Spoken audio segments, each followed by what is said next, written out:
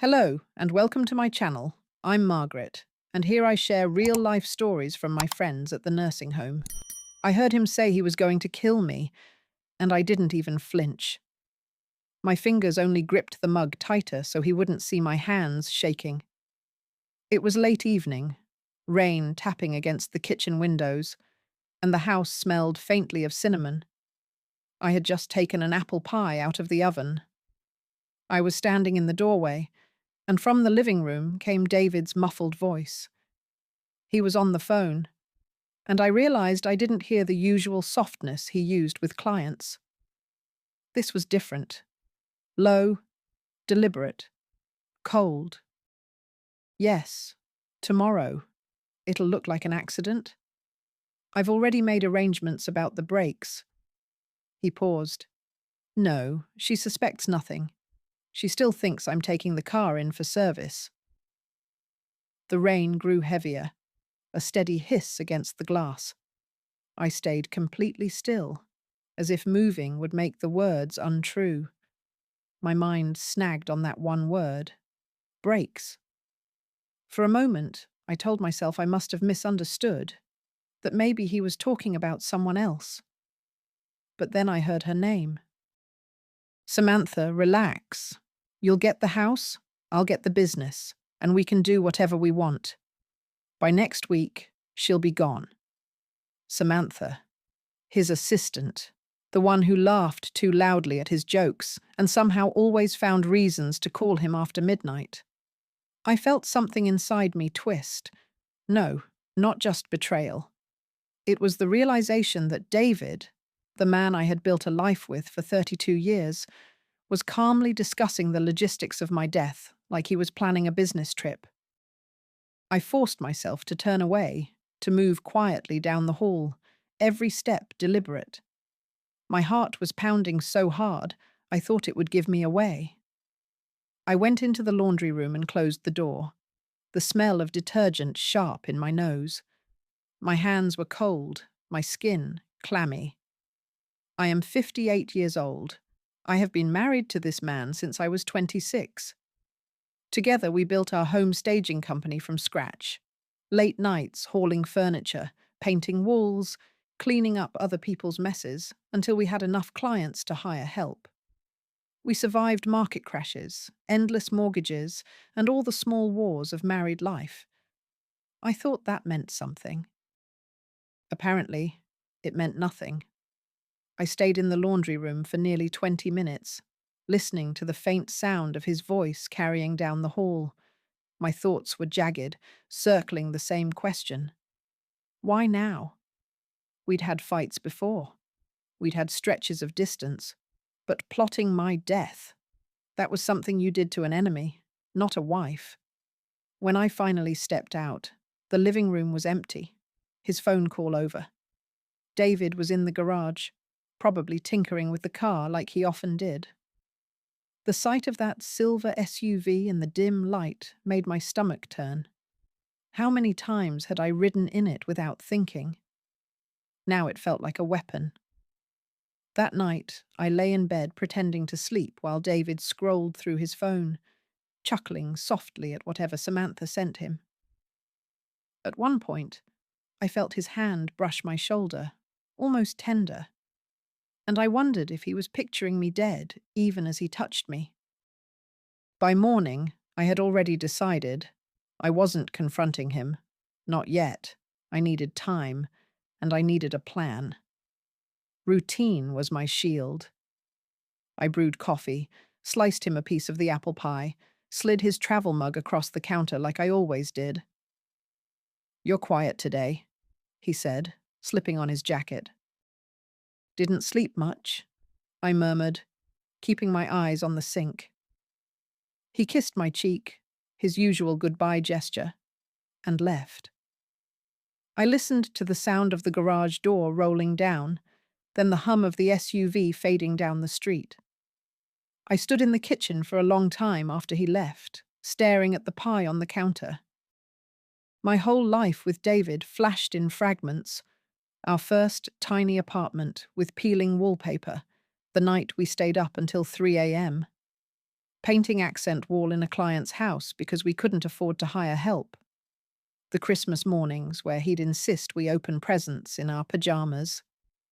Somewhere along the way, the man who once grinned at me over greasy diner breakfasts had turned into someone who could calmly arrange my murder. I didn't cry. Not then. Instead, I reached for my phone. Scrolling through my contacts, I landed on a name I hadn't called in almost 3 years. Dr. Stephen Miller. Stephen had been in my life long before David. We met when I was 24, working part-time in a florist's shop, and he was an exhausted medical student buying flowers for his mother's birthday. Over the years, we'd stayed in touch. Sporadic dinners, Christmas cards, quick coffees when our schedules aligned. He was an ER physician now, calm under pressure, with a way of speaking that made you feel both safe and unable to lie. When he picked up, his voice was brisk but warm. "Michelle, this is a surprise." "I need your help," I said, my voice quieter than I intended. "What happened?" I told him everything. Not in the halting, half-hopeful way you use when you want someone to tell you you're imagining things, but in the cold, factual tone of someone who knows exactly what they heard. The rain, the phone call, the brakes, Samantha's name. There was a pause on the other end. "Do not drive that car," Stephen said finally. "I don't care if it's just to the store. Don't touch it." My grip tightened on the phone. I'm not sure what to do.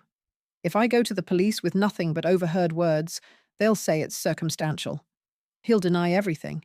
And if they tip him off— "I'm not saying call the police," Stephen interrupted. "Not yet. Michelle, listen to me. If you really believe he's going to try something, you don't confront him. You let him think he's ahead, and then you make him lose." That sentence lit something inside me. For the last 12 hours, I'd been frozen, trapped between disbelief and fear. But now, anger threaded through the ice. I wasn't going to be the woman who waited passively for her own murder. Stephen asked questions about David's habits, the lake house, who had access to my finances. I told him everything I could think of. By the time we hung up, a rough plan had taken shape. I'd make David believe his plan was working, and then, with Stephen's help, I'd turn it back on him. The rest of the day was a study in pretending. I answered David's calls with light chatter, asked if he needed anything for dinner, even laughed when he told a weak joke. Inside, I was cataloguing every word, every glance. That night, while he showered, I sat on the edge of the bed and looked at his phone on the nightstand. For years, I'd avoided snooping. It felt beneath me, like an admission that I didn't trust him. But tonight, trust was already dead. The messages were worse than I imagined. Samantha wasn't just a fling. She was his partner in this, encouraging him, talking about finally being free and not having to sneak around anymore. There were references to a will, one I had never seen, leaving her certain properties in case of emergency. I put the phone back exactly where it had been before the shower shut off. My hands weren't shaking anymore. In the days that followed, I began laying the groundwork. I complained of chest pain, shortness of breath. I let David see me take breaks while working on staging projects, leaning against furniture as if my energy were gone. His concern was almost convincing. Almost. I caught the flicker of satisfaction in his eyes more than once. Stephen called every evening to check in. We refined the plan. The lake house would be the setting, and my heart attack would happen there. Stephen would be nearby, ready to step in, and a funeral home he trusted would quietly move me into their refrigerated storage. Cameras and microphones would be set up in the viewing room, disguised among the furniture. David, thinking I was dead, would arrive with the forged will, and we'd be waiting. I knew it was dangerous. I also knew it was the only way to make sure he didn't walk away clean. By the end of that first week, something had shifted. I still felt the cold under my skin, but now it was laced with a strange clarity. Every word I spoke to David, every smile, every kiss goodbye, it was all part of the script now. And if he thought he was the one writing it, he was in for a surprise. The lake house sat at the far end of Briarwood Road, tucked into a grove of pines that blocked the view from the highway. David had bought it 5 years ago, calling it our retreat, though in truth, he used it more often for fishing trips with friends, or so he claimed, than for weekends with me. I had learned not to ask too many questions. Now that habit of silence worked in my favor. Stephen and I had decided it was the perfect stage, isolated enough that David could be convinced an accident or medical episode would go unnoticed until it was too late, but close enough to town for Stephen to be on hand within minutes. The drive there was surreal. I rode in the passenger seat of my old sedan, not the SUV, my suitcase in the back. I had told David I wanted to rest somewhere quiet for a few days. My voice had trembled just enough to make him believe I was weaker than I was. He hadn't argued. In fact, he'd encouraged it, suggesting the lake house before I could. "You'll sleep better there," he said, his eyes on the road. "I'll come up in a day or two, check on you." The subtext was easy to read. He wanted time to arrange things. At the lake house, the air smelled of pine and damp earth. I stepped inside, the wooden floors creaking under my weight, and felt a flicker of nostalgia. We'd once spent an entire summer here, repainting the shutters and eating dinner on the porch while the sun set over the water. That was before Samantha, before everything. Stephen arrived an hour later in his truck, carrying a duffel bag. He'd parked discreetly at the bottom of the drive and walked up. "Still want to go through with this?" he asked as soon as the door closed behind him. "I don't see another choice." He nodded, setting the duffel on the kitchen counter. Inside were medical supplies, saline, monitors, a portable defibrillator, and a small black camera case. We worked methodically.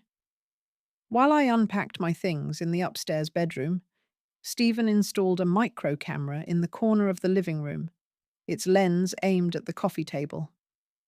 Another went above the fireplace, blending into the shadows of a decorative sconce. The audio mics were harder to spot, thin wires tucked into the edges of rugs, disguised as part of the baseboards. "This one's the primary," Stephen said, gesturing to the living room camera. "If he says anything, we'll have it in high definition." "And the funeral home?" "They're ready. We'll move you there in the evening, quietly. They've got a back entrance. My friend Mark runs the place, and he's agreed to keep the staff to a minimum. No questions asked." I didn't ask what kind of favor Stephen had to call in. Some things were better left unspoken. The plan was simple, in theory. I would feign sudden chest pain, call Stephen in a panic, and he'd fail to revive me. We'd tell David after the fact, giving him time to think I was truly gone. Then we'd wait for him to show his hand.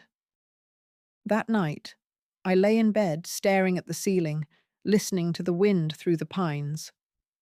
I thought about my parents, both gone now, and wondered what they would say if they knew their daughter was lying in a dark cabin, waiting to fake her own death. My mother would have been horrified. My father, I suspected, might have understood. The next morning, I called David. "How are you feeling?" he asked, his voice smooth. "Tired, a little dizzy," I said. "Rest. Don't overdo it." The warmth in his tone would have fooled anyone else. Not me. 2 days later, Stephen signaled it was time. The weather had turned. Low clouds pressed over the lake, and the water was a sheet of dull silver. I spent the morning tidying the living room, making it look lived in, but slightly disordered. Subtle signs that I hadn't been well. At 4:17 p.m., right on cue, I clutched my chest and staggered to the phone. "Stephen," I gasped when he answered. "I can't breathe." He arrived in less than 5 minutes. By then, I was lying on the couch, pale from the effort of slowing my breathing. The saline IV was already prepared. He went through the motions, checking my pulse, calling my name, before injecting the small dose of sedative that would make me convincingly limp. From there, it was all choreography. The body was loaded into his truck under a blanket, driven down the back road to the funeral home. Inside, the cool air wrapped around me like a second skin as Mark wheeled me into the storage room. He was younger than I expected, with kind eyes that flicked between Stephen and me. "She's really alive," he whispered. I opened my eyes briefly, enough for him to see. "Jesus," he muttered, shaking his head. "All right, I'll keep watch." Hours passed in near silence. The metal shelves around me were lined with other covered shapes. I focused on the sound of my own breathing, slow and steady, and tried not to think about what would happen if David didn't come. It was just after midnight when the door creaked open. David stepped inside, his movements careful, almost reverent. In his hand was a manila envelope. "I'm sorry it had to be this way," he said softly, to my body, or perhaps to himself.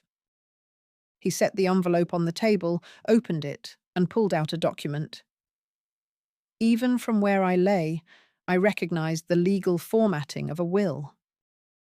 "You left me no choice," he went on, his voice lowering. "Now I can finally have the life I want. No more arguments, no more pretending." The microphone, hidden beneath the tablecloth, caught every word. And then, the gloating. "Samantha will be here tomorrow. We'll start fresh. The business, the house, it's all ours now." That was my cue. I sat up slowly, pulling the sheet away from my face. "Not quite," I said. His head snapped up. The look in his eyes was something I'll never forget, pure shock curdling into fear. Before he could move, Mark stepped forward from the shadows, phone in hand. "Already called the police," he said. David's face drained of color. "Michelle!" "No," I said, my voice steady. "Save it for the judge." We waited together in that cold room until the sound of sirens cut through the stillness. The police arrived fast, faster than I expected at that hour. 2 officers stepped into the storage room, the chill curling their breath in the air. One of them, a tall man with a neat beard, looked from me to David and back again. "Ma'am, are you all right?" I nodded. "I'm fine, but he—" I gestured toward David. "Isn't." Mark handed over his phone. "Got the whole thing recorded, audio and video." The bearded officer scrolled for less than a minute before his eyes narrowed. "Sir, turn around. Hands behind your back." David's mouth opened, but no sound came out. The only noise was the metallic click of the handcuffs. As they led him out, he twisted his head toward me. "You think this is over?" I met his stare evenly. "No, David, I know it's over." Outside, the night air smelled of wet asphalt and exhaust. The flashing lights reflected off the polished hearse parked nearby. A second squad car pulled up, and 2 more officers stepped out. "Who's Samantha Brooks?" one of them asked, reading from his notepad.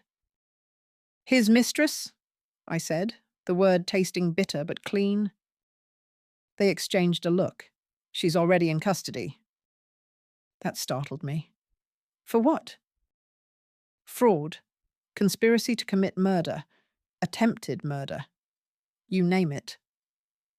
The officer flipped the notepad shut. Your friend here made sure we had enough to bring her in tonight. Stephen emerged from the shadows of the parking lot, his jacket zipped to the chin. She tried to wire money from your joint account an hour ago, he said. Police flagged it. The next few hours blurred into statements, paperwork, and the strange comfort of procedural routine.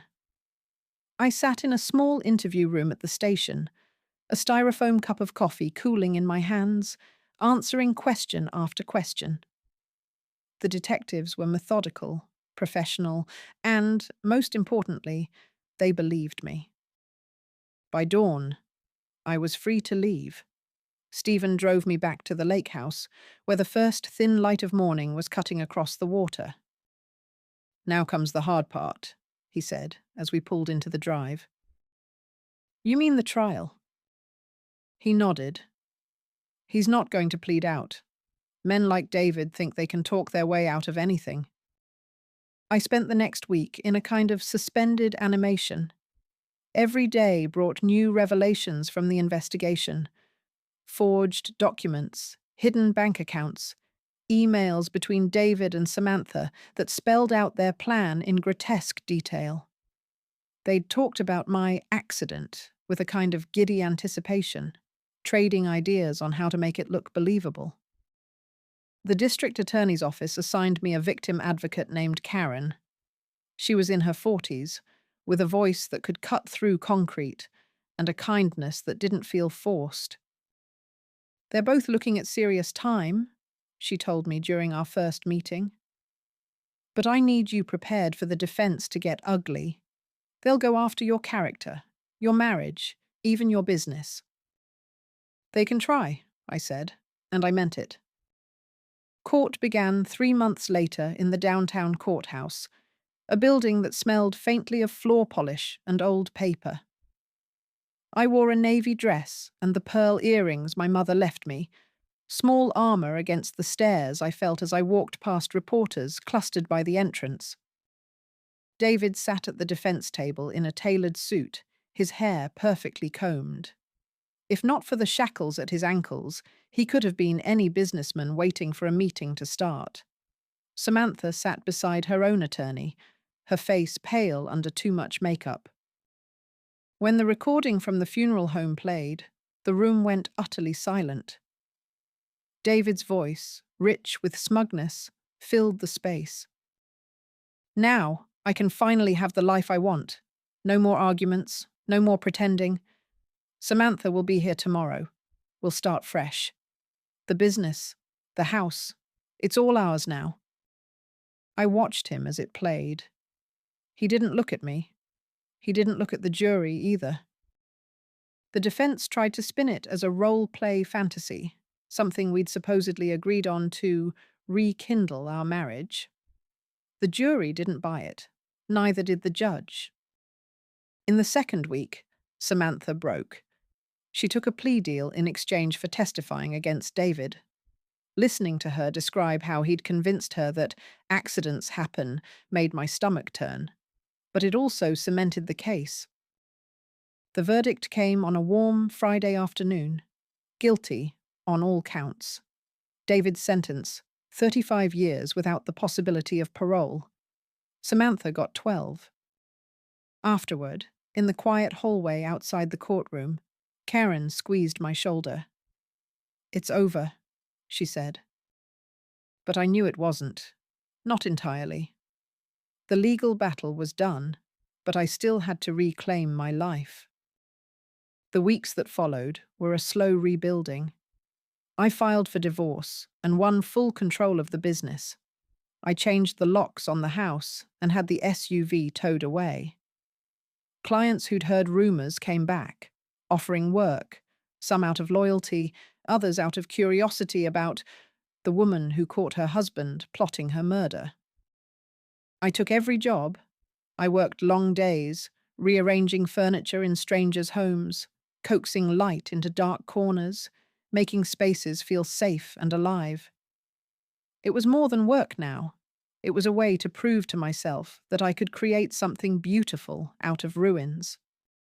Stephen stopped by often, sometimes with groceries, sometimes with nothing but a bottle of wine and a willingness to listen. He never once asked if I wanted to start something romantic. That was a gift, too. It was late one night, weeks after the sentencing, when I finally allowed myself to sit on the back porch with a glass of tea and breathe. The air was warm, the crickets loud, and for the first time in months, I wasn't waiting for the other shoe to drop. David was gone. Samantha was gone. And I was still here. Freedom didn't feel like fireworks. It came quietly, in the way I could sleep through the night without waking to the sound of an engine in the driveway. It was in the grocery runs, where I didn't have to double-check the account balance before swiping my card, and in the morning coffee I brewed for no one but myself. But it also came with empty spaces. The first months after the trial were full of legal loose ends, selling off joint assets, transferring property titles, signing documents that seemed to multiply overnight. My lawyer told me I could sell the lake house if I wanted, but I kept it. Maybe it was stubbornness, or maybe I wanted proof that David hadn't taken everything from me. I went up there one Saturday in early spring, alone. The pines still whispered in the wind, the shutters still creaked in the breeze. I walked from room to room, letting the memories surface, repainting the kitchen walls with David one summer, dinners on the porch, the sound of rain on the roof at night. Not all of it was bad. That was the hardest part. Understanding that a person can be both the hand that builds you a home and the one that tries to destroy you. I started making small changes. Fresh curtains in the bedroom, a new quilt. I replaced the coffee table with one I'd refinished myself, its surface smooth under my palms. Bit by bit, the place began to feel like mine. The business thrived. Word spread about the miracle woman who had not only survived an attempted murder, but turned the tables on her attacker. Some clients came out of morbid curiosity, but many stayed because I was good at what I did. I threw myself into the work, meeting deadlines, expanding services, even hiring 2 new assistants. One evening, as I was locking up the office, Stephen pulled into the lot. He leaned out his truck window, smiling. "You have plans for dinner?" We went to a small Italian place on the edge of town, the kind with checkered tablecloths and a chalkboard menu.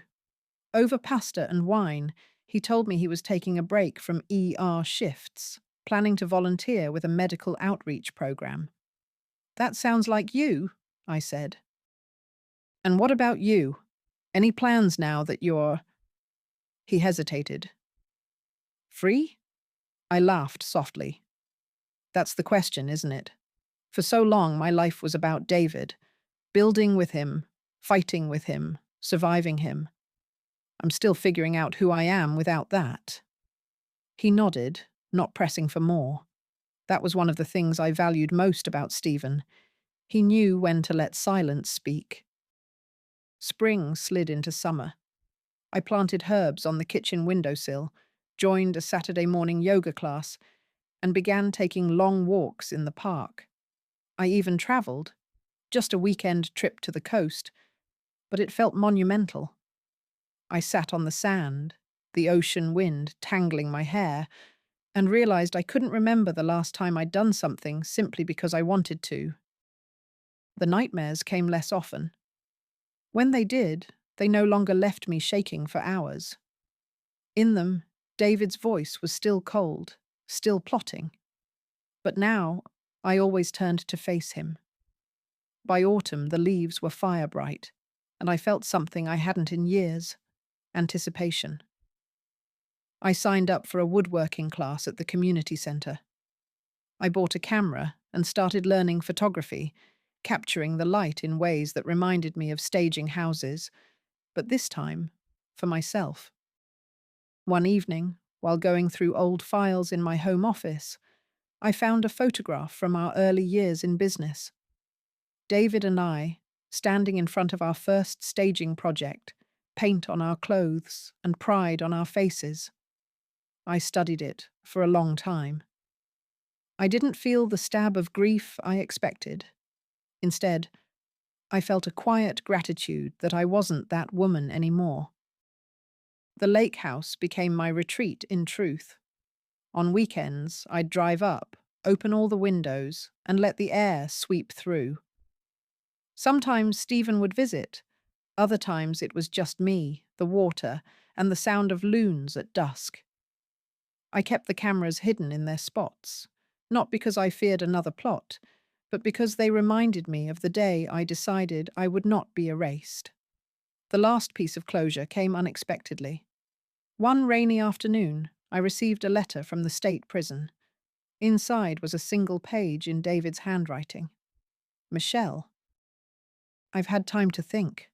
I don't expect forgiveness. I just want you to know I was wrong. I read it once, then again, looking for sincerity. Maybe it was there.